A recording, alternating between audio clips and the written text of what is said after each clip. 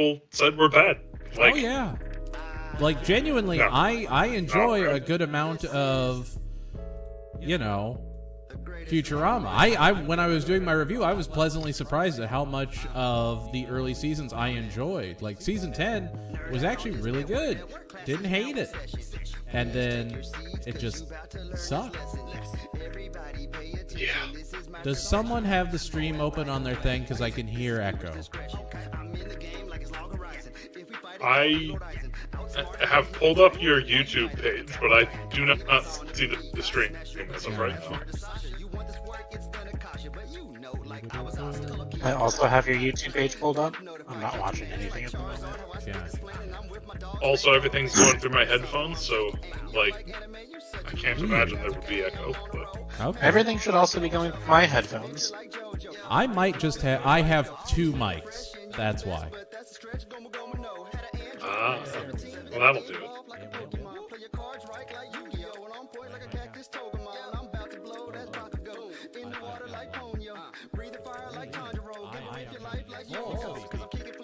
Well, that's perfect. 3 microphones? That's right. Three whole microphones. And now I think I have two whole microphones. And we're going to click on over here. Is this the right one? It isn't. Is this the right one? It is. All right. How's it going, everybody? Welcome to a brand new... Oh, hang on. I'm hanging.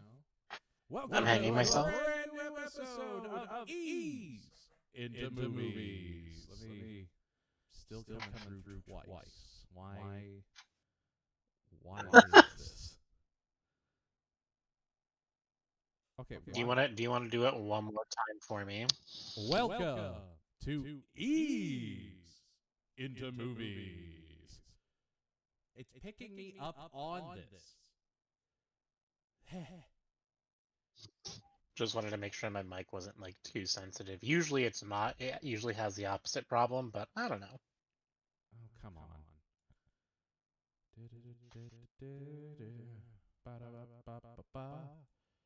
Is there a way to change this? Oh, that's why.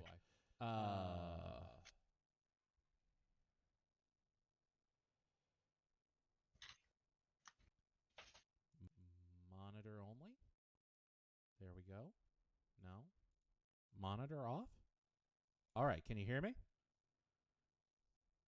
I can. I can hear you. Can everyone else hear me? Can you hear me on stream? Well, that's the hard part. I've already muted the stream. No! Wow. Better get that Twitch pulled up. So Yes, I can hear you from a few minutes ago. But can you hear me now? Am I coming through now? Let's find out.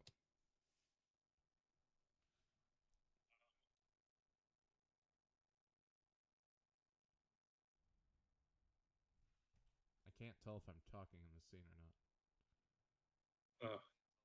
Yeah, you see... Oh, okay, I am. I can hear myself on my phone. There we go. We got it, gang. We got it, fam. Welcome to another episode Hell yeah. of Ease into Movies, where we have been friends for a very long time.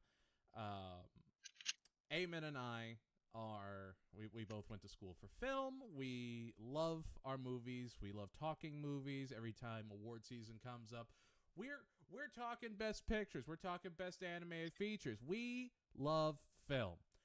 And one of our closest friends, my dear friend that I've known well over a decade, has seen no movies. None whatsoever, even remotely. I've seen like 5, okay? You have seen... Yeah. It is baffling to see the movies you have seen and have not seen, because they are... He has enough that he has a top 10. That's about... And his top 10 is a... Do you have your top 10 on you? I actually may. Give me one moment. Pull it up. Pull up your top 10. This is... We need people to be prepared to understand why we're doing this episode. True. Because we're doing a creature double feature. We had initially recorded a Jurassic Park episode of this podcast. Unfortunately, It got corrupted. So I will release what we have of it, and then we're also going to do, a summary, because it kind of works here, because they're both Spielberg movies we're talking about today. They're both creature features. But we're talking Jurassic Park and Jaws, because Jaws recently celebrated its 50th anniversary. So we figured, why not? Let's make an episode about it.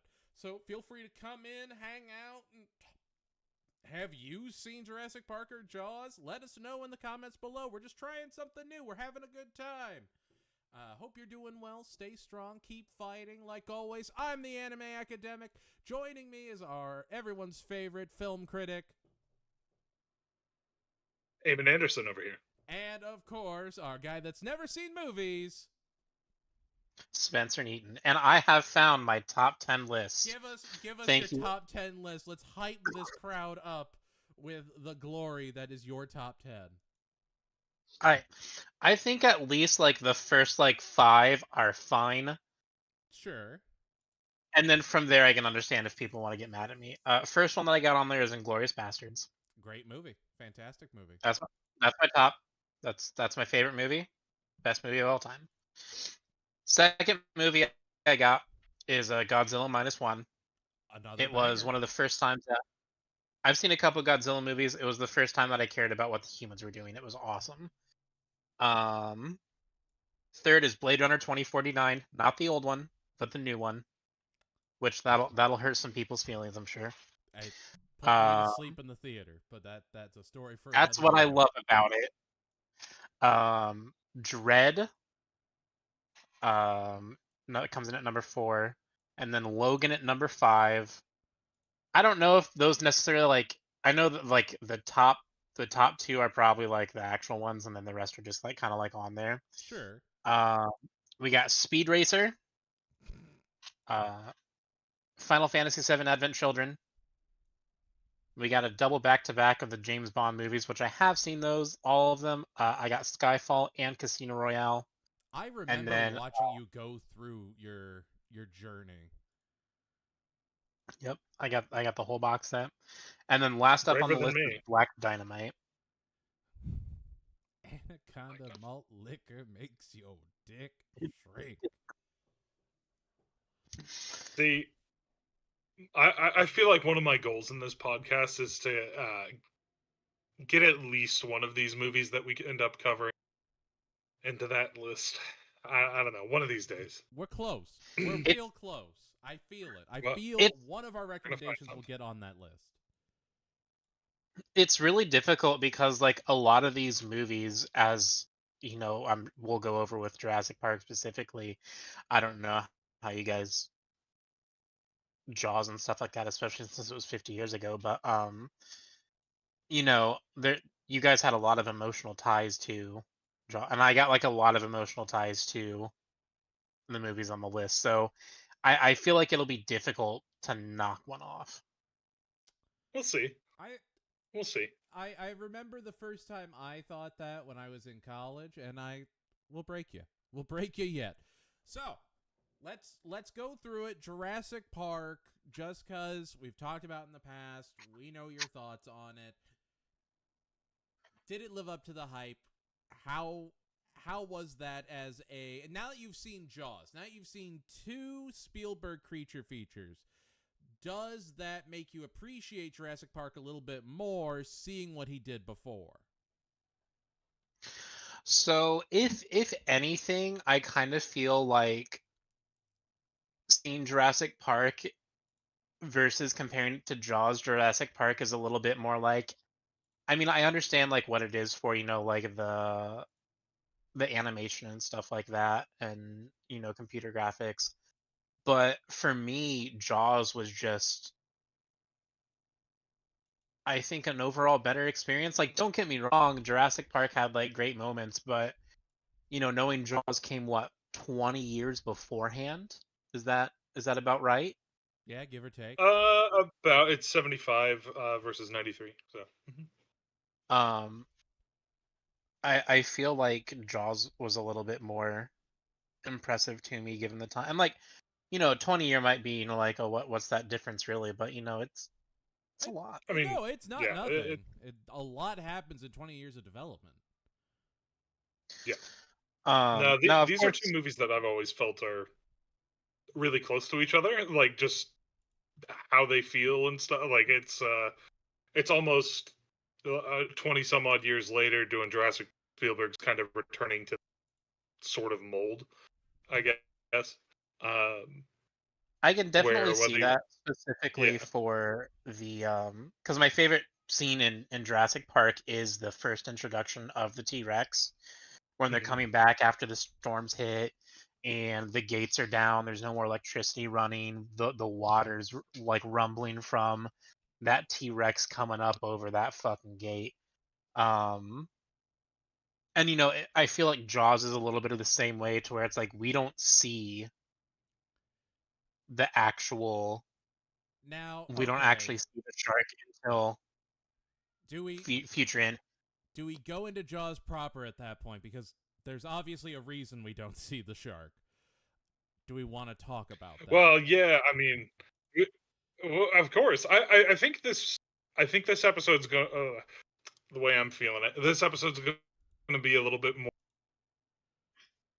juxtaposing the two of them. Probably, I That's feel fair. like. Right. Yeah. Uh, so I think I don't think there's going to be a clear delineation in this episode. I think about both of them the entire time, and part of that is because of what I said. These movies are very close to each other in ways, um, other than time wise, but yeah, no. So go ahead, Aiden. I'll let you do So, Bruce, so. aka the Jaws shark robot, the animatronic, was supposed to be in the movie way more, except he broke down. And he he famously, they had him in a factory for a party, and Spielberg put his head in, and he famously started closing his mouth on him and almost killed him. And it was, oh, I'm almost silent. Let me boost my microphone. Um, it was like Bruce was supposed to be this big major feature in the movie, but they only had a few scenes with him because they could only get him to work for so long. And so they had to edit around it. And that editing is what makes Jaws this suspenseful film. For those of you that don't know, Jaws is actually It, based off a true story. There was what is now believed to be or a a bull few true shark. stories, but yeah. Which one? I was just the book is sort of an amalgam of different Oh yeah, yeah, cases, I because it's believe. like it's Um, the there was a shark attack in Massachusetts that's based off of. Then you also have the one in New York. I think they associated 3 of those 4 attacks he pulled from to actually be bull sharks and not great whites, which this movie did detrimental like huge damage to the great white shark population for no good reason. They were not yeah, they were not the monsters people thought they were. yeah, and it's really I don't necessarily think it's this movie's fault, but yeah, like if there's a bad thing about this movie, it's just it increased the fear of sharks to a level that was just ridiculous, and people just go out and kill sharks. Similar to maybe more recently the death of Steve Irwin and killing stingrays and Oh stuff. yeah. Similar sort of phenomena. Um, but yeah, this movie was originally going to be a lot more effects driven. Maybe even a lot more like Jurassic Park in that way. Um, but one of the big problems with the animatronic shark with Bruce is Let's having a go, mechanical shark Sanchez. having a mechanical shark in salt water Oh yeah. for an extended period of time, things are gonna just start building up inside the shark and not gonna be able to function properly. So those handful of shots in the movie, I mean, of the animatronic shark, that's kind of all they could get. Like that's all they had. Um, they definitely did a lot of work. Other thing, similarly, is that from what I understand, they only kind of had a script. They were reworking the script on set a lot, like the night before shooting. They would be reworking stuff. The actors were able to bring a lot to their characters because of that. Like the story of the doll's eyes, that was completely improvised. That was not in the script at all. A lot of Richard Dreyfuss's stuff is ad lib too, and it's like it's crazy how much they were able to come up with just like right there, just boom, boom, boom, boom. Yeah, it's pretty impressive, particularly because again, having watched this movie so much at this point, and I actually saw it in theaters twice over the last week.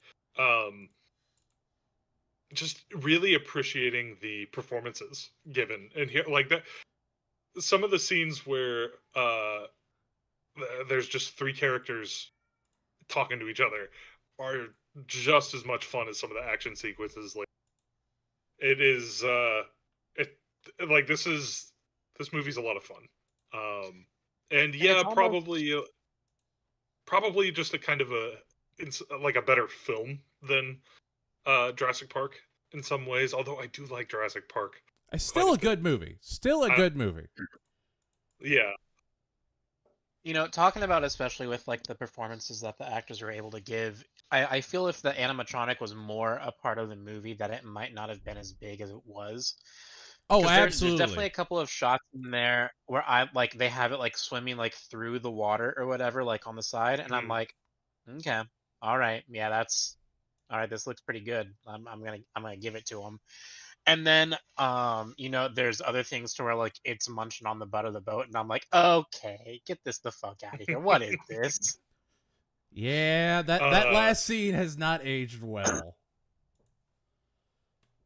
I mean, on what I like, it's something where, and it takes watching a lot of movies and learning a lot about movies, but like, I kind of just appreciate the artistry of some of that stuff. Like, it doesn't necessarily look photoreal, but like, I feel like it accomplishes the emotional effect that it needs a lot of the time, and that's kind of all I care about sometimes. I don't know. I don't need everything to be. Man, shark's chomping on Quint. That's no good. They just drug him off into the water, man. That's so bad. Sure, Oh no. that part's fine, but there's parts where it's just like eating the boat or whatever, and it's just like when I'm like, okay, this is not. It looks silly. It looks dopey. It looks like this isn't the monster that I should be afraid of. Yeah, and on all of this note too, you can see in the credits that there's a credit for a couple that helped them get live shark footage. So Jaws actually does a little bit of what Jurassic Park will do later with CGI, but with live action footage, where they kind of sprinkle in just a little bit of live action footage here and there to make it feel like genuine. That those live sharks are the same as the other shark, and it kind of just tricks you a little bit. And they do really, again, really well with that in the first movie. The second movie, a little bit. The third movie, that's when it's basically just you go to an aquarium with the cast. Like, it gets bad. Was it the third or the fourth movie that bought what's his face a house? Oh gosh, I'm blanking. 4 was Michael Caine. 3 was Quaid. Yes. Dennis Quaid. You're right. So Michael Caine. Yeah, 4 is the one that bought Michael Caine a house for his. So. And I believe good on Michael Caine. Yeah, he got that paycheck. Blame it on Rio, indeed. No, it was. Go ahead. I was just gonna like switch a little bit, because we're a little bit into it, but I think an important context for Jaws anyway is what I knew about the movie beforehand going in. Sure. In which I have a bone to pick with. I don't know who it is, but it's just an unknown someone, a royal them. The general vibe of Jaws going in. So what culture had told you? I knew from a Lego set that the boat would be destroyed. I love that it starts with "I knew from a Lego set." From a Lego set, that is correct. Well, I mean, surely you knew that they needed a bigger. I know I've heard that line before, but like for all I knew is it was just hyperbole. You know, Sure.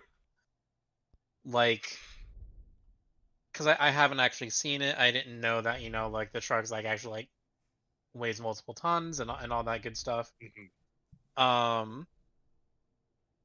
What else do I know about Jaws?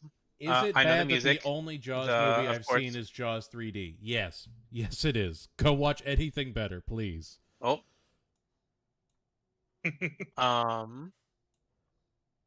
I of course like know the music of it as the shark is approaching. I think everyone knows that at this point. Was that was a John Williams score, right? Of course. Okay, I figured. But... Yeah, no, it's I think it's the second John Williams with Steven Spielberg. I'll go look it up. What was because I can. What was the first one? I believe Sugarland is also okay. Sugarland Express is also John Williams score. I always forget about Sugarland Express. Check. You and I are going to only have saw to it for the just do like a first time this year, Spielberg Sugarland movie. Express. Sugarland is so good. Could not believe how good it was.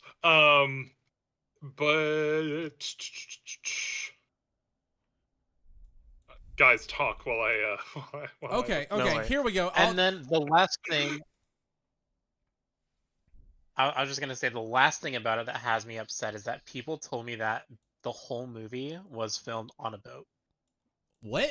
Which I wholeheartedly was ready to believe that the whole movie was just like on a boat. From that, you might see like people get attacked by sharks like off the beach, but I thought it was just the whole time it was going to be on that boat. That is maybe a little bit of like the stuff from the beginning. Maybe some things like at the beginning scene where the first girl gets like killed or whatever, which that scene is something. It's a lot. It is a lot. I mean, that like super famous scene too, parodied countless times, but including once by Spielberg himself, but that's a different movie. I mean, just in terms of like, I don't know, I don't feel like sharks attacks happen like that, where you just get drug around in the water for 5 minutes while you're screaming God help me. But I mean, like, yeah, I don't know. I'm not an expert. I don't think that's how it works. I'm not a shark. I think they come up. They take a limb. It seems a little gratuitous. Like I was saying with the special, like with Bruce earlier, the fake shark. It's like, who cares if it looks real? It plays well, like it gets across what you want. But yes, John Williams did do Sugarland Express, making this the second film with John Williams and Spielberg together. Now, Spencer, as a fellow 90s kid, I have to ask you, have you seen the Jaws spin-off movies? The rip-off movies? Is any of those a Free Willy movie? Close. Orca is a Jaws movie. There was like Orca, Piranha. There was one with dolphins called like Killer Porpoises or Killer with Porpoise.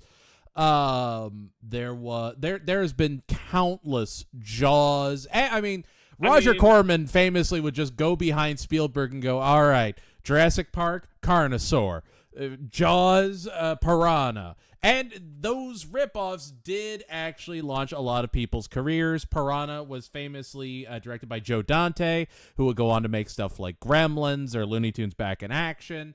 And like, it's so funny seeing how like such a prolific movie spawned ripoffs that were also prolific in Hollywood themselves. Because if you have not seen Orca, it is basically just Jaws with a killer whale. and it's kind of glorious because it's that dumb. Yeah, with like one star in it, basically, like one guy to get you to watch it. Oh yeah, one guy that they could pay but in malt liquor just to get him to kind of roll out of bed to do it. Because it wasn't Bruce Stern. Who was in Orca? I'm gonna look that up. It was some weird actor that shouldn't have been there. Well, while you're doing that, to continue on that, Piranha 2: The Spawning is James Cameron's first film. That's right. Yeah.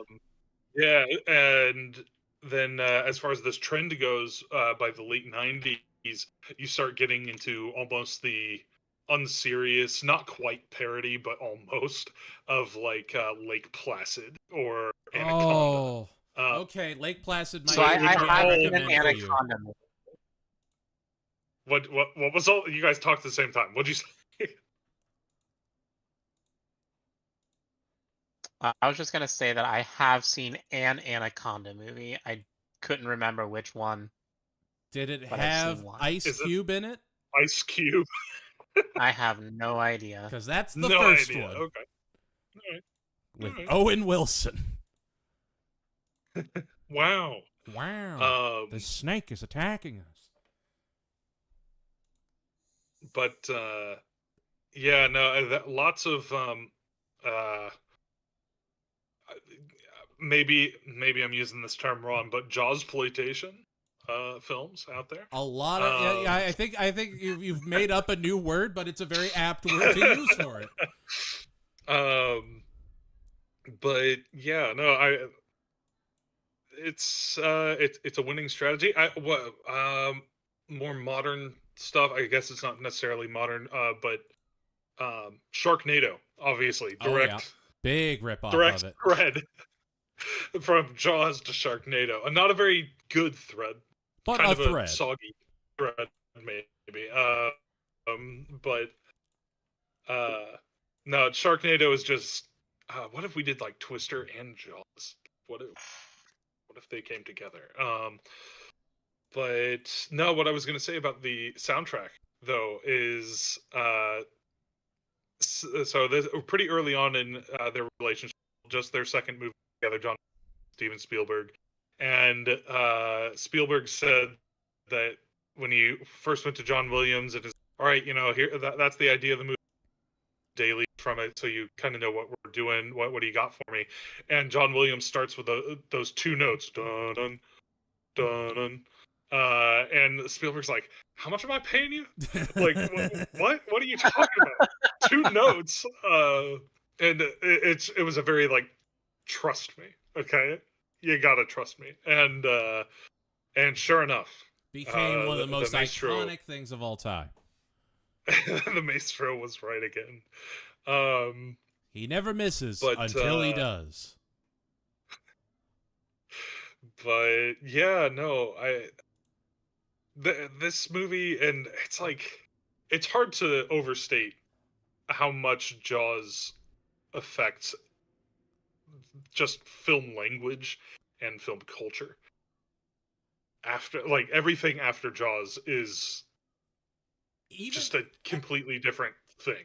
Like even Jurassic Park, even though we just talked about, like, the T-Rex is shown so sparingly because they saw how effective it was to hide the monsters, to hide the big threat until you're ready to show it off. Not because it was, ludicrously expensive or anything, just because they know what works. Trust them.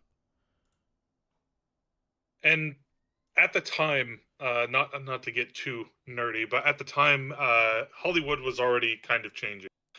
This is right as we're moving from old Hollywood into things are starting to get a little bit more fast-paced and fun. Mm-hmm. A lot of movies from the early 70s will feel, whereas a lot of stuff from the late 70s, you're getting Jaws, Star Wars, stuff like that feel a lot more in line with what modern audiences expect from, well, a blockbuster. And then as we turn the page into the, the 80s, you get stuff like Indiana Jones, you get, that stuff that really revs it up, Right. and it makes that summer blockbuster idea more realized. This isn't you're going to the theater because they have air conditioning, you're going to the theater because they have these big blockbusters that you can't appreciate on your TV. No, new Hollywood in full swing by the time these come around. Absolutely. But yeah, like people will talk about Jaws being first blockbuster, the original. And it's not that there weren't hits before. Even just a few years prior to this, there was The Exorcist was a huge hit. Oh, massive. Um, Poltergeist was also big for Spielberg. Yes. Well, I mean, Spielberg didn't direct Poltergeist, actually. Let me correct you. No, there are rumors that he maybe kind of ghost directed it. He was a producer on it. He oversaw some production. And I guess again, rumors the director maybe was under some sort of maybe. Cool, gotcha, sure. And Spielberg had to step in, and well, it was the '80s. I mean, come on, right? No, there are a bunch of hippie filmmakers in there. But Spielberg was on the production of that, but did not direct. Oh, okay, I got you. But yeah, I mean, there are movies before Jaws and movies after Jaws in a lot of ways. Like some of the camera work and stuff got popularized through how big Jaws ended up being. I talked to Spencer a little bit after we left the theater, but the big dolly zoom, just a famous shot from this movie. Oh yeah, of Brody seeing the shark attack, seeing the kid kind of explode. No good. But yeah, that shot is huge, and like that shot comes just less than a minute after a really fun split diopter as well, where there's the focus on the guy talking to Brody up close while he thinks he sees a shark attack in the background, but it ends up just being a boyfriend playing in the ocean. So like just that you were able to do these kind of fancy camera tricks in a movie that was essentially a popcorn movie, and by essentially I mean it's kind of the original popcorn movie. There's not there are no elements to it that it's like, oh, this is the greatest thing ever made, this is challenging what art should be. It is 128% just good. There is a shark. We got to get rid of this shark. And sometimes that's all you need. Okay, I got it. Poltergeist was directed by the guy who directed Chainsaw Massacre, Tobe Hooper. Oh, Toby okay, Hooper? sure. Yeah, Toby Hooper. Yeah, I couldn't tell you how to pronounce it, but Toby Hooper. Yeah, there you go. Anyway, Spencer, what were you gonna chime in with? Please do. I was gonna say that like when it comes down to it, I kind of feel like Jaws almost was kind of like an artistic thing that, like at the time it was the best, right?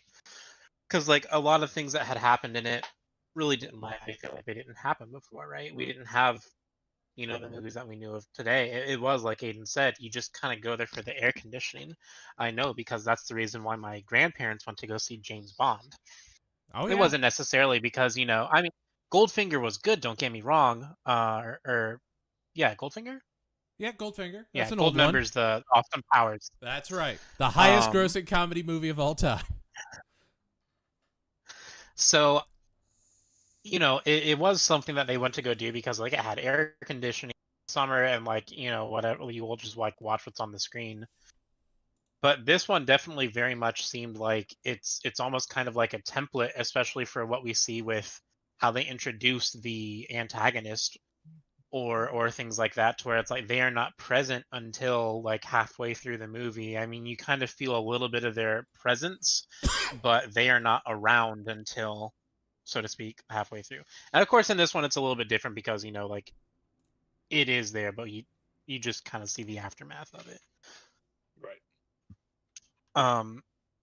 And I feel like a lot of directions, not saying, of course, like it's the start of it, but with its popularity and that kind of pushing more towards how things work in the future, I almost feel like it is a key point in terms of how art got played out in terms of script writing and stuff like Now, that. it should be mentioned that Jaws did not come As an without outsider. inspiration. And I would not be me if I didn't talk about what inspired Jaws. Because, as you know, Spencer, I am a big fan of this film series, and one of these films is in your top 10. Godzilla was a big inspiration for Jaws as well. Those old pulpy monster movies of like the B movies where you had, the creature from outer space, where they couldn't show the monster because they didn't have the budget for it, or they had to get real creative with their budgets for those monsters. You had things like Night of the Lupine, where they just zoomed in on rabbits real close to make them look like giant rabbits are destroying everything. And so Jaws was very much this... There is that campy, almost B-movie element to it, but what made it that realistic horror was that it wasn't a giant lizard. It wasn't a radioactive monster. It was something that could be at your beach and coming for you. And that was another really cool element to it, was that they were willing to go for something that wasn't outlandish. It was just an everyday monster. It wasn't an alien. It wasn't this. It was just a shark. It wasn't even like a bigger than normal shark either. He was slightly larger, but he was around the same size you'd expect from a great white. He's... Yeah, the shark in Jaws is pretty darn big. He is. He is big. They have a line in there or whatever. I think Hooper says like, it's a 20-footer, and he says Quint says 25, and that it's that like 20 was supposed to be like high end for a great white, and that we just pushed it another 5 beyond it. So like, it's really big. I wouldn't say it's like, I guess in the comparison to like hideously out of the question, or like, yeah, like it's not pushed to the Meg levels. No, but you're also, you're right. It was a very significant. Listeners, you don't have to watch the Meg. I know we just referenced the Meg here. You don't have to watch it. And trust me, as someone that's seen both the Megs, I could tell you there's nothing worth it in either of them. It is Chinese propaganda, and it does not hide it. Don't do it. Yeah. Well, there goes my idea for the next movie. No, there is no critical appreciation to Meg whatsoever, other than, did you know Rainn Wilson is in this movie? That's it. That's all you need. But that was primarily a joke. Oh, I know. Something that does strike me with this movie. Again, the more you watch it, the more, I don't know, appreciate some of the performances and stuff. And the 3 leads in this, Roy Scheider, Richard Dreyfuss. I am always shocked that I haven't seen more movies with these guys in them, because they are just so good in this. Like, how are people not clamoring to get these guys in every movie for the 10 years? Like well, if I remember right, kind of astounds me. Roy Scheider wasn't he like a stage actor before he did this? And Scheider might be, yeah. And then I think he got sick, and he was healing before that. Obviously, this was a big catapult for Richard Dreyfuss's career. He shot up like a rocket. Yeah, Dreyfuss does. He gets a bit more in this, and also just film history stuff. The way he gets this role is Spielberg and George Lucas, famous friends. Dreyfuss was in Lucas's first movie, American Graffiti. Oh, and, yeah, he was. he gets recommended to Spielberg by Lucas, and that's kind of how he gets this role. And then Spielberg and Dreyfuss continue working on Spielberg's next film, which is Close Encounters of the Third Kind. Kind of crazy that Jaws and Close Encounters are back to back for him.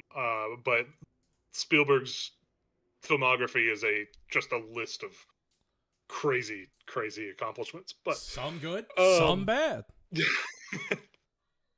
Yeah, well, don't worry, because the one after that is 1940. So a famous movie. Anyway, famously bad. Yeah. But yeah, like, admittedly, Robert Shaw dies a few years after this. He lives for a few years more, but he doesn't have a whole lot of opportunity. No. But yeah, it's just actors that I figured, based off of these performances, I'd be able to watch them all movies that they were in. I have more recently, though, seen some Robert Shaw movies. Taking of Pelham 123, a movie I will almost certainly recommend we watch at some point. But obviously not the what was it? John Travolta and Denzel Washington in the remake? Denzel Washington. Yes. No, not that one. Although I hear that one's okay. I've heard it's fine. It's not the worst it's, or best Denzel Washington movie. Yeah. No, this isn't the Pelham 123 podcast, but the original one's really good, and I'm sure I'll recommend it for an act pick at some point. Hang on.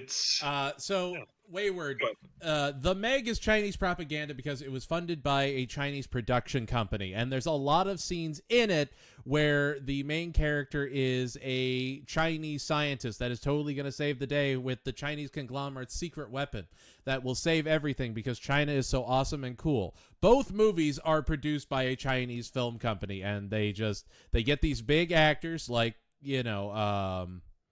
Rainn Wilson or what's his face? The main Statham's in those. Yeah, right? Jason Statham, because he'll take a paycheck to do anything.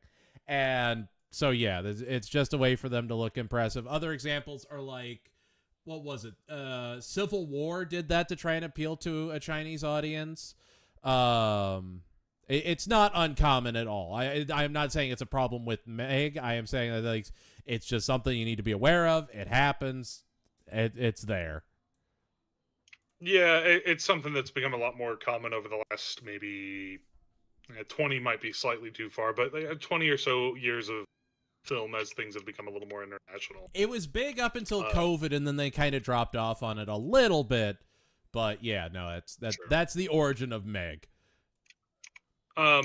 Real quick, are you looking at a chat? I don't see anything in the chat. Oh, it's on my Twitch chat. I'm dual. Oh, streaming. You're on Twitch too. Yeah. Gotcha. I have YouTube up, so I can't see everyone telling me I'm talking too much, but I imagine they're there. Oh yeah. No, they're just being absolutely vicious. Know that I All hear three you. Comments.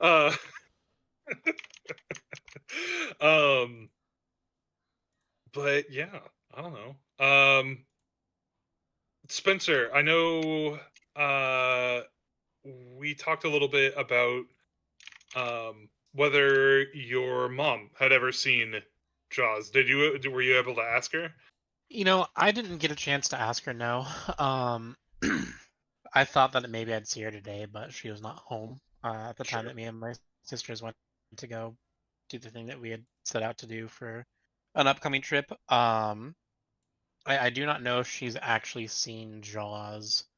Yeah, but I mean, I guess to an extent, I don't know if she's seen Jurassic Park either. I'm sure she's seen Jurassic Park. I mean, maybe. On the other hand, she raised Spencer. It's hard to tell. It's fair. That's fair. But, so here's the thing: is that like to give my mom credit, she loves movies.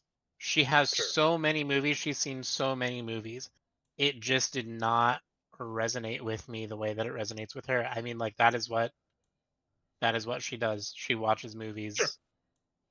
I mean, we went to the same Blockbuster. I think it's safe to say that, like, My mom was also big into movies. Full disclosure, I hate Jaws. Jaws is a movie I absolutely can't watch.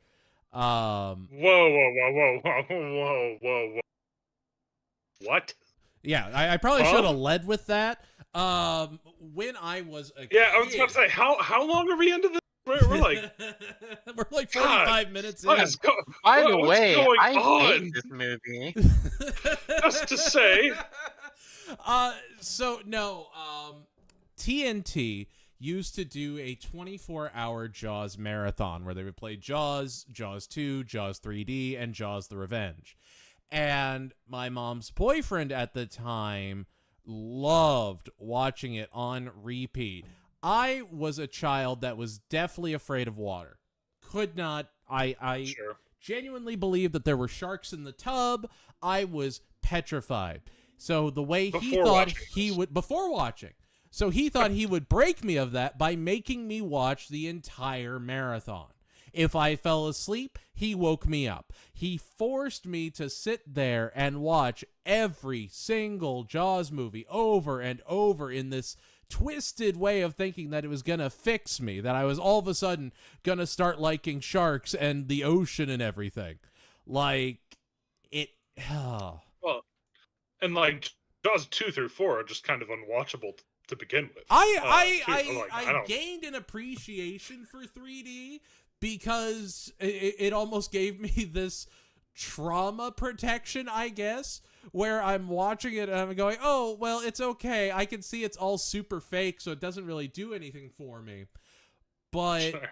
it was still just not a pleasant experience at all. I mean, I was mortified, and for a long time I couldn't go into the water because I had seen Jaws and I was terrified of Jaws. And so it took me a long time before I could actually go back and watch Jaws again. And I did it for this. I was fine. It was great. But yeah, no, for a very long time I hated Jaws. Like hearing that seizure, like I'm tired and I want to go home. Like it just evoked horrible emotions in me. And like I appreciate it for what it is, but it messed me up as a kid.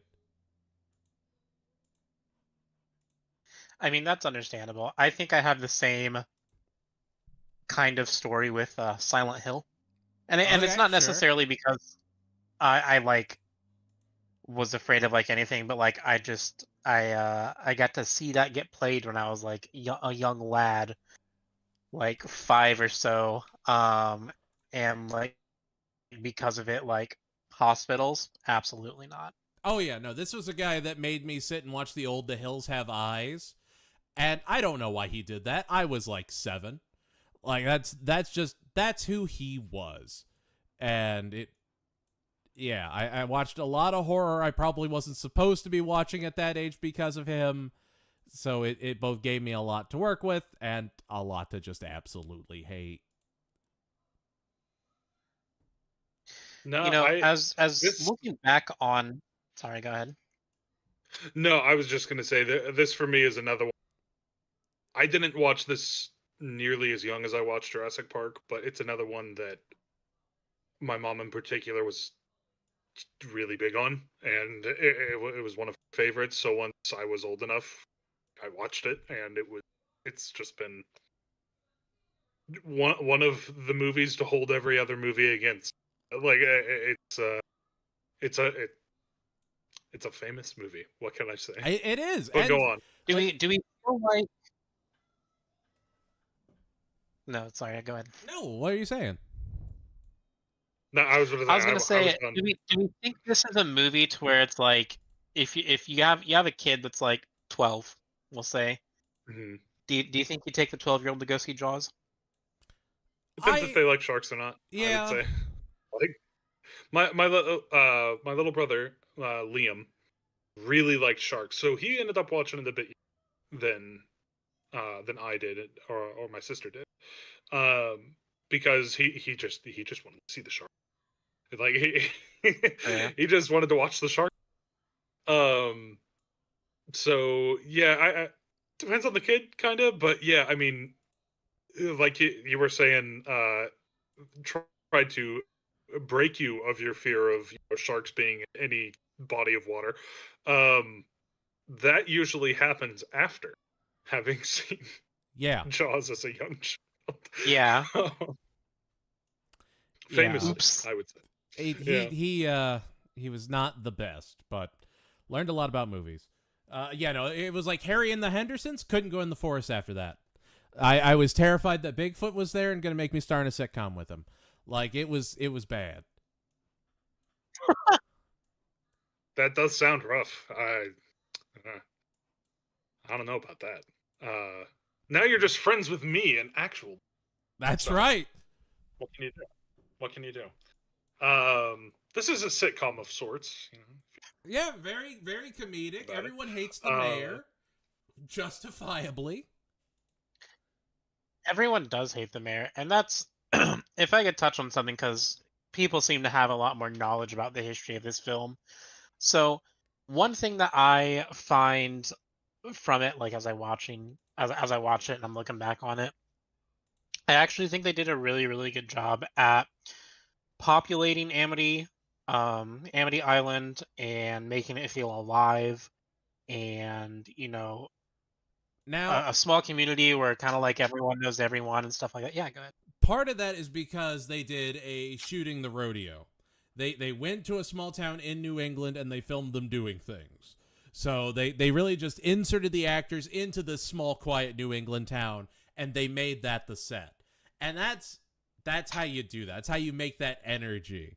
So, and like a lot of locals were extras, so when they scream shark, the people panicking. If you watch it in slow, like if you slow down, you can see people are smiling while they're running away because they get to be in a movie. That's so fun. And that energy translates so well through the rest of the film.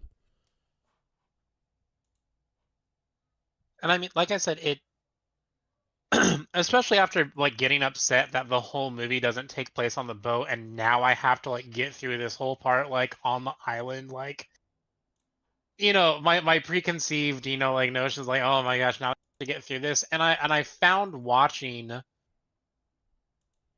the community and the people of like it was much more entertaining even without the idea of like a shark attack and stuff like that.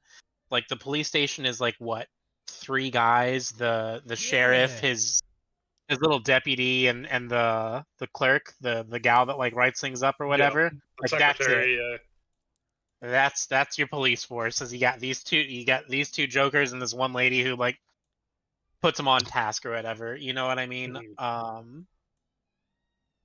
The mayor's trying to be larger than life when in reality he's only mayor of what, maybe 1,000 people, if that. You want me to shut this down? This is the biggest weekend for. He's the most realistic villain you could have. You yell shark, we're gonna have a panic on our hands. No, he's great too. Like the performances in this are just they're big. I would say, like they're very big. All of them are everyone's trying. making faces, and yeah, but gosh, the mayor is a fun one. He's a character that like you kind of love to hate him, but he's at the same time though that when he comes in after the and he's just like in shock, and he's kind of like practicing what he's going to say to the public, where he's like, my own kids were on that beach, like I was just doing what was best for the town. Yes, good stuff. But I mean, I don't know. I don't know if he's necessarily practicing what he's gonna say as much as it felt like he's trying to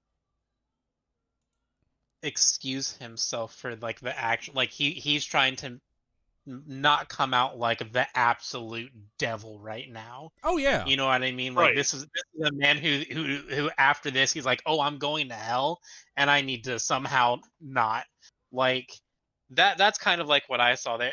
I saw less of like the speech and like him trying to like donate so I can go to heaven, all that good stuff. Him and trying to get for, is it Roy Schreider? Yeah, Brody. Yeah. Brody. Okay, so like I feel like he's just trying to like get Brody to like understand and like be okay with it after this. I would agree, except he's not making eye contact with him in that scene. Like He he's can't. half mumbling his line. He can't. He's not making.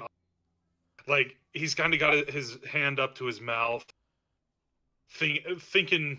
Like I said, it really feel like how do I explain my actions? Like what am I gonna tell What's tell my the people? angle Like, here? how do I?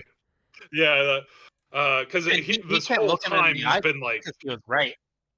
yeah, well, true, but he's also like he's kind of been PR guy the whole time, where he's what the town meeting or from that scene.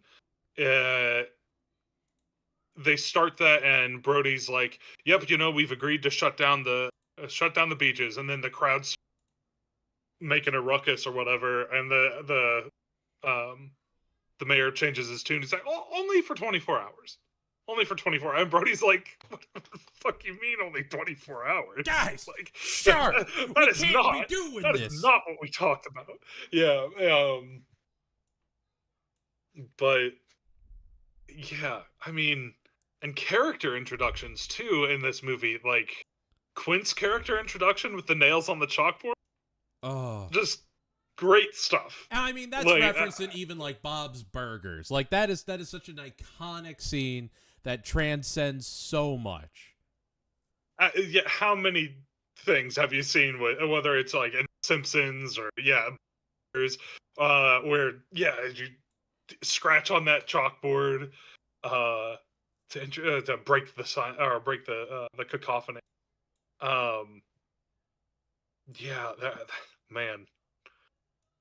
And Another iconic scene that I did not know was from Jaws. So seeing that yeah, in there, I was like, Oh yeah, okay. I'll get you, It- shark. I'll get you, shuck. It'll cost ya. I'll kill him for 10. But no, it's almost a scene to the point where if you watch anything else and you see like a hall, you're like, so something's gonna like there's gonna be a Quint in here somewhere. But yeah, no, and then that's probably the strongest one. But even on the all the people are coming in for the bounty or whatever. That's when Hooper shows up as well. And you have his they're all gonna die. He's kind of like, I'm so much smarter than everyone else in this town, and you hillbillies are just gonna get yourselves killed. Like it's a really good moment, and a really good introduction. And especially he does end up being my favorite character out of the cast. And I know that like we were talking about like really strong performances. I think him and Quint, of course, but I almost feel like Brody's character is not as strong, and it's almost on purpose as the ground to the rest of this madness. And maybe that's He's the middleman. Yeah. a strong performance of its own sort, but I don't feel like it's as noticeable as those other two. I mean, on one hand, yeah. On the other hand, you get like that really great reaction shot of, I'm gonna say like this all happens in one scene basically, but that reaction shot of him chumming, seeing the shark. Oh yeah, and it's like his cigarette hangs on his lip. Cigarette hanging out of his. Great stuff. Oh, great physical. That might be reaction. one of my favorite scenes in just cinema in general. Like that, I still think like that is my. What was it? The red shoes scene that old boy can't shut up about. I haven't seen the red shoes. Oh no, the Goodfellas. Martin Scorsese's favorite movie is The Red Shoes, and he talks about that red shoe scene where she's dancing. For me, that is when his cigarette's hanging from his lip, and he tosses the chum on the shark. Well, and he backs up from like into the cabin of the boat, and that's when he says, "We're gonna need a bigger boat." And then basically for the rest of that scene, he's like, "Guys, we're gonna need a bigger boat, right? Guys." Guys, we gotta go back. We gotta go back in a bigger boat. He is really grounded, but he does have some great line deliveries in there. Just some great like face acting and reacting. Like I said, the zoom shot partially as good as it is because he's timing his face to that camera zoom perfectly. Like it is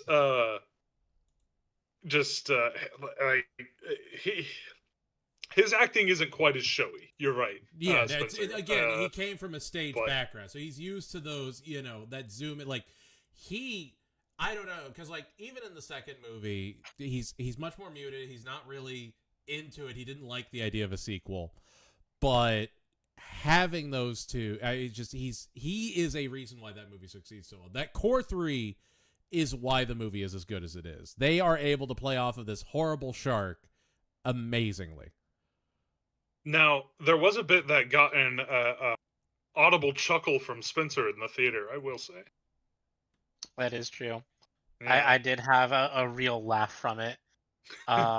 So it was after Hooper gets introduced after the whole, they catch a shark or whatever.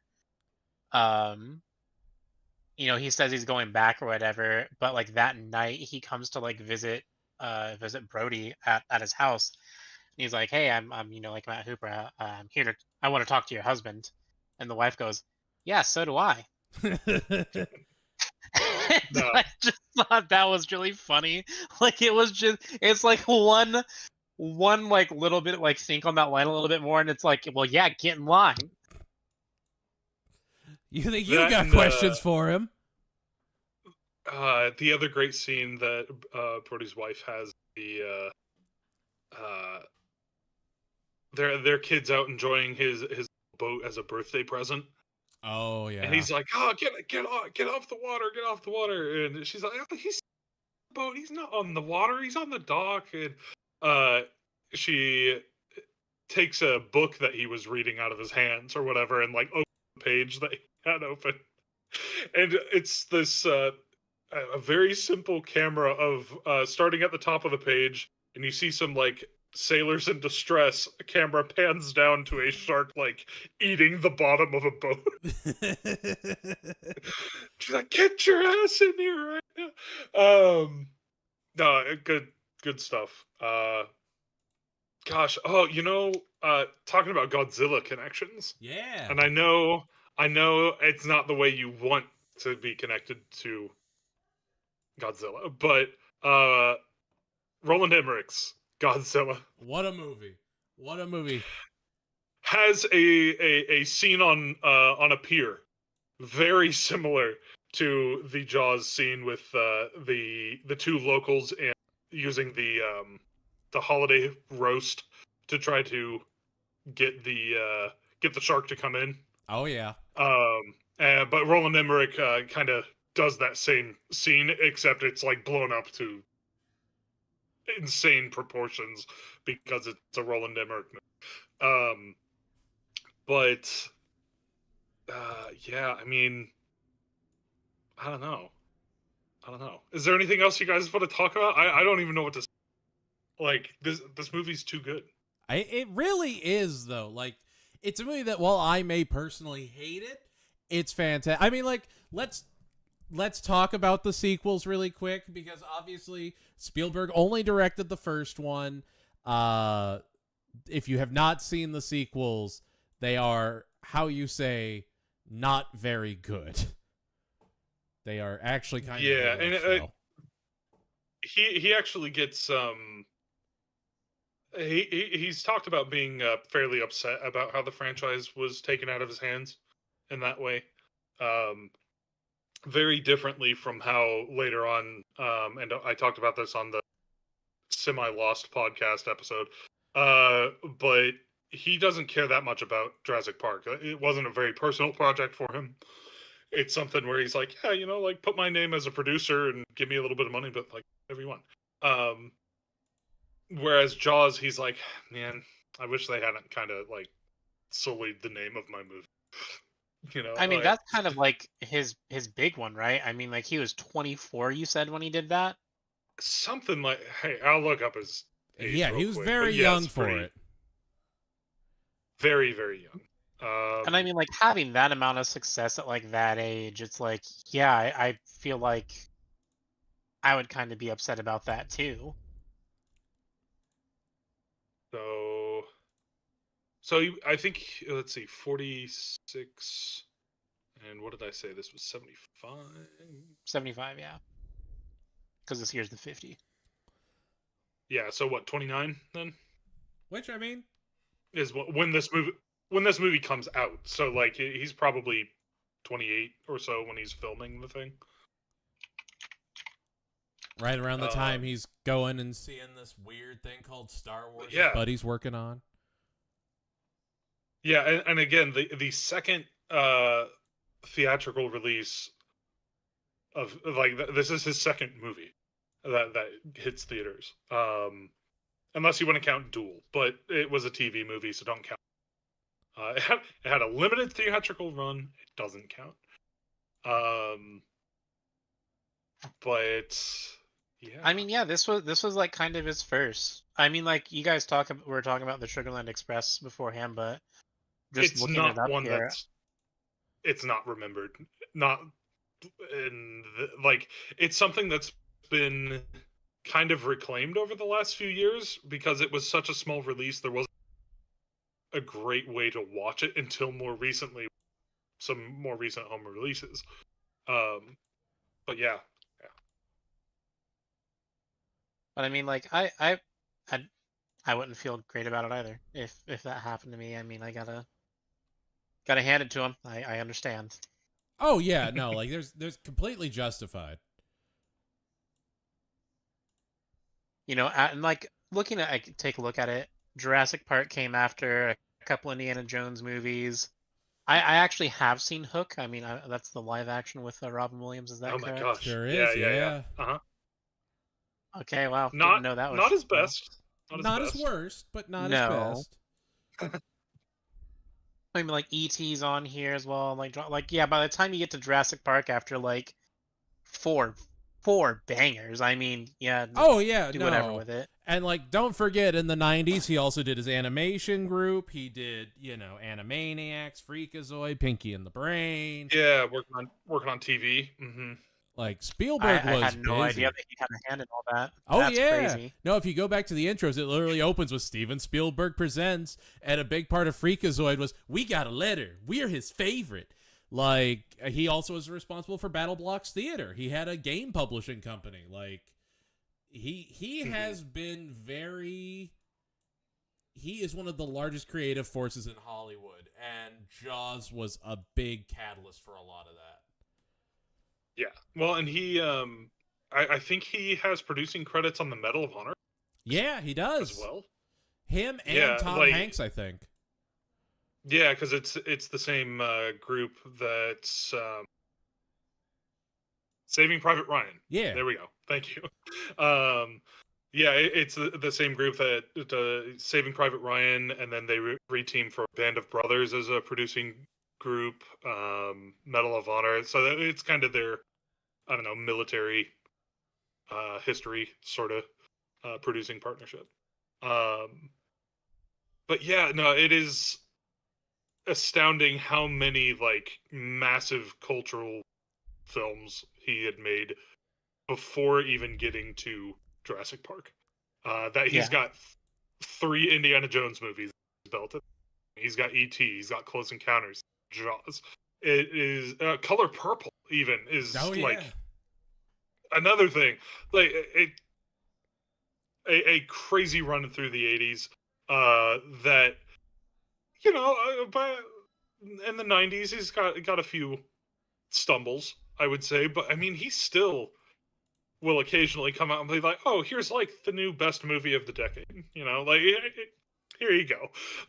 No one's sitting here saying War Horse is the greatest thing ever made or anything like that, but he has hit more than he's missed. Bridge of Spies might be though, so like, and then no one talks about it.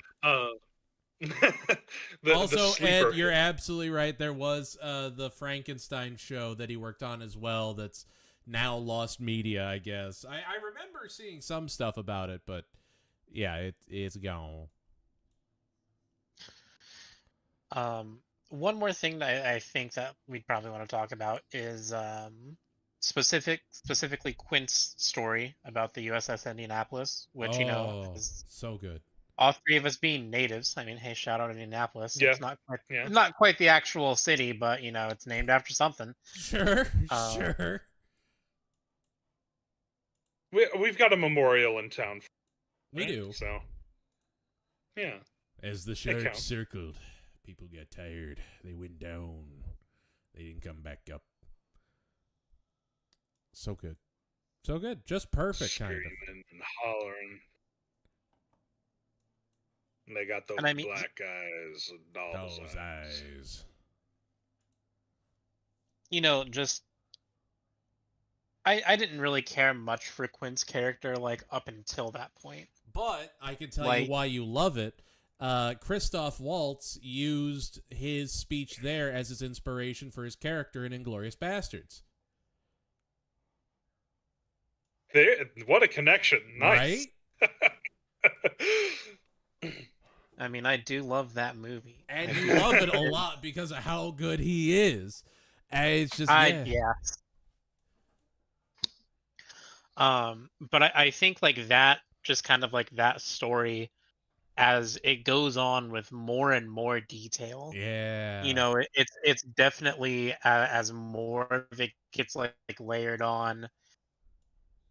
I thought it was going to be a throwaway, the first 30, 45 seconds in, and then he's like, and then the next day happened, and he's got all the numbers, all the receipts, how many people went in, who came out, what time, when the helicopter, and I'm like, this is the moment that made you who you are now. This was your oh yeah. Yeah, this fucked you up. Yeah. And just and you said that scene was relatively just ad-libbed from him. Is that correct? Yeah, no. I don't know if it was ad-libbed. It was one that at the very least he came to set that. All right, Chief. I got an idea. It was I'm not sure how much of it was just cuff so much as he was like, all right, I got this thing I want to do. So he was also, I you have to remember, he was another stage actor, and he did not have a lot of time to be a stage performer. And so he was famously, he was drunk on set, he was a pain to deal with, and he came in, he did that, and Spielberg was like, chills, absolute chills. He wrote out this little idea, he wrote out this USS Indianapolis story, he presented it, and it was just the best thing we ever saw. It was flawless. And it's glorious to me. So, Spencer, would you say up until the point where he starts into his story of the Indianapolis, would you say that you didn't need this working class hero crap? Is that kind of what you were feeling? No, it's not that I didn't need this working class hero crap, right? Clearly you look at his shack and he's got so many of the Jaws just hanging around, he knows what he's doing. Right? No, yeah. So it's less I appreciate what you did there, Eamon, by the way. Thank you. Of course. I want you to think you weren't hurt. I just wanted to quote Hooper, man.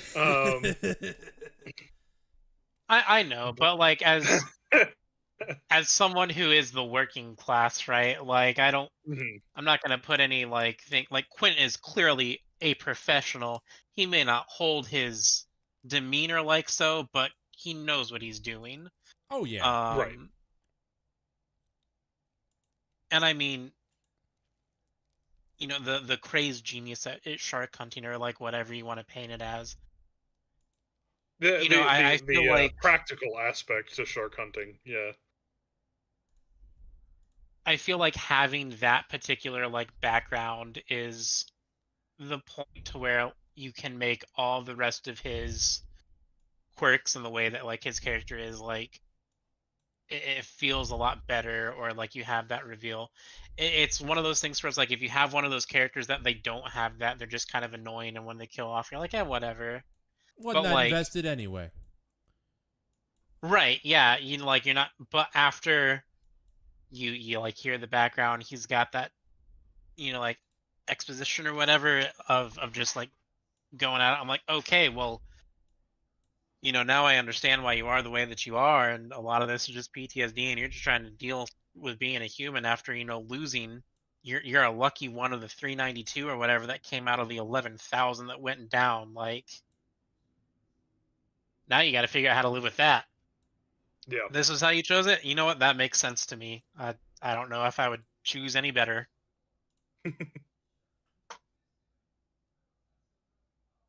But yeah, I think that's one of the other important ones to talk about. I know that Eamon really liked the scene where Dreyfus is going down to check out the capsized fisherman's boat. Sure. Oh, sure, yeah. In the middle of the night. He's like, I just want to go down there and like check it out or whatever. And at that point, I gotta do it. I was, like attached to his character at that point. So like him going underneath that, I'm like, oh man. I really liked you too. No, it's like they hit you with a jump scare. Yeah, they hit me with a jump, which got me. It got me. Yeah. It's a really good one. It's one that, and I think I mentioned this coming out of the movie too, but it's one that even people who still kind of get got because it's a part of the movie that they just kind of don't remember. Like, everyone's like, oh yeah, bunch of shark attacks, and then we have to go get the shark. And they don't remember that kind of like investigation bit that's in there. And part of it is, it's actually, I want to say that bit might be something that they added a little bit later, because I think the scene after that, when they're talking to the mayor, they have an incorrect death count, actually, where they said 2 people have already died, but at that after they found the body in the boat. So, yeah, it's just evidence that the script was shifting constantly during the production. I don't necessarily know. I mean, like, yeah, but I think they were mainly talking about like the actual like 2 people died of shark attacks, because it was the girl and the kid at that point, right? It like, was, but also yes. famously there was script issues. Yeah. No, it's perfect. All of the above. But gosh. Now I'm thinking about that scene again too, which is the scene under the billboard, which has the billboard's been graffitied or whatever, and cheaply tries to take over the conversation and be like, "Cody, you go get those hooligans who did this." Like, you want to talk about real problems? My town billboard has been besmirched. When are we gonna stop No, you have that? 2 dead people on your hands. I just told you a local fisherman died. Like, what are you talking about? Could you not, though?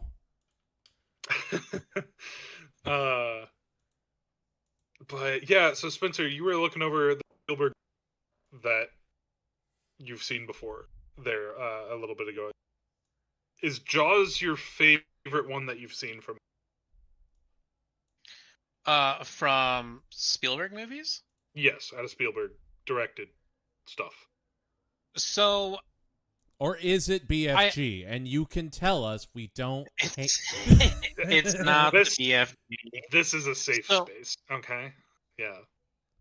So I think Jaws is a little bit more impressive than Jurassic Park, but I think I like Jurassic Park a little bit more, just because it's like I'm not really like an aquatics kind of guy. I don't like the water. I don't really like the beach all that much, but like I can get behind some dinosaurs. Oh yeah. So I think Jurassic Park would be, if I were to go watch them again, I would definitely watch Jurassic Park again. but I feel like I have a higher respect for Jaws. Sure. But both of them are higher than Hook. Absolutely. And did you say you had seen E.T. before? I've not seen E.T. and I've not seen You any haven't seen Indiana E.T. Jones movies. Right. Wait. I'm sorry. You have not seen any Indiana Jones. Not a single one. None of them. Not even the third one. Nope. What Folks, the hell, this is man? why we're doing the podcast. Yeah, no, like Stuff I like am this comes up all the time. genuinely baffled that these are the movies he has not actually seen. This is a real reaction. Oh, what do you mean you haven't seen that? There's at least 2 Indiana Jones movies that you should see. At least. at And it's least. 1 and 3. I know Raiders of the Lost Ark is one of them. Yeah. Right? That's the first one? That's the first one, yeah. Okay. And then so you guys are saying The Last Crusade is the other one? Yeah. Those would be the 2. Those are must-sees. I mean, like... The second one's fine. The other ones... Especially now that What's-His-Face is doing really well. Like, good to see where he started, but... Ke Huy Quan. Yeah, thank you, Ke Huy Quan. Like, great that he has a career now, but, like, yeah, Last Crusade just kind of hits different. Like, that is good pulp action right there. But that's not the next movie we're watching. What is the next movie we're watching? I was about to say, we decided it in the semi-lost episode, and in case that portion of the episode was not able to be saved, we decided on doing a comedy, and the comedy options put in front of Spencer were, I believe, Dogma and Men in Black. And Spencer chose Men in Black. So that is our next episode. To be fair to anyone who may be upset that I didn't choose Dogma, I was unfamiliar with the title, but I am familiar with the title Men in Black. Oh no one's gonna be. I threw Dogma out as a Hail Mary. I was not expecting you to pick Dogma. Dogma is not even one of my favorite movies. Honestly, Men in Black is a way better story. I had just assumed, my bad, that you had seen Men in Black. You can't. I was about to say you're gonna learn, Aiden. You don't pick the more under the radar stuff. You gotta. Oh, I know. I just told him that I hadn't seen a single Indiana Jones film. Yeah, at this point, we might just have to go through all of Spielberg's works and get you caught up. I mean, my lord. I'm like, I didn't really want to do this to become a Spielberg podcast. On the other hand, it's quickly become one. There's a lot of good ones. We'll take a break. We'll come back to Spielberg at some later date, but there will be more Spielberg, I'm sure. Oh, absolutely. There has to be. All right, any closing thoughts, guys? I mean, watch Jaws. I don't know if it's if it's still out in the theater. I mean, I had a great experience going to see it. Yeah, true. You know, talking about seeing it in theaters, it ended up making about 10 million over its theatrical release weekend. I think it came in number 2, and beat out, I believe, 2 different brand new movies that came out that weekend. So Jaws still has it. So,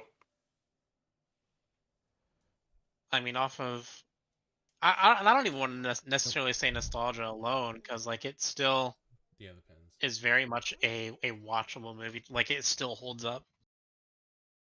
50 years later. 50 years. Yeah, I think I said this coming out of the theater again. It is a movie that is integral to modern cinema that you can watch that is not a homework movie. Like, this movie is a lot of fun to watch, and you're gonna enjoy yourself doing it, and you're also gonna learn a little bit about film history. So, Eamon, do you got any I guess I can like go into like Men in Black, like what I know about it. I know Will Smith is in it, right? Will Smith and Tommy Yeah. Lee Jones. The third one had the King of Pop, Michael Jackson, in it. No, that was the Uh, second one. Our second one, thank you. Yeah. So Men in Black, I know that Will Smith's in it, right? I think they have the mind wiping devices in that. They in this do, one. they do. They do. I know that there's big, cool looking futuristic alien hunting guns. Oh, and it's a movie about alien invasion, right? Not Well, Maybe? don't even Maybe? tell me. I don't know. That's what I think it is. It's That- a movie about some that's sort of what he alien thinks it invasion, is. and the government's trying to keep things back. Maybe you need the special glasses to see them, So- and they took that so- straight out of They Live. I don't know. So, you're, Will you're Smith- mentioning I love that you've seen They Live, but you haven't seen Men in Black. That's correct. I know why Yeah, that's the world happened, we're living in. but that is still hysterical to me. Also, yes, Ed, to mention your comments, yes, Mad Wang is a Lost Gundam novel that we will never see translated. I know we'll never get an SRW reference to it. I am so sorry about that. I never mentioned it on my Discord. I did not. Figured we just go with it. Just see what happened. Just we're raw dogging this, as the kids say. So we're trying something new. But yeah, no. Honestly, what you could watch with Men in Black is the Men in Black animated series, which has no right being as good as it is.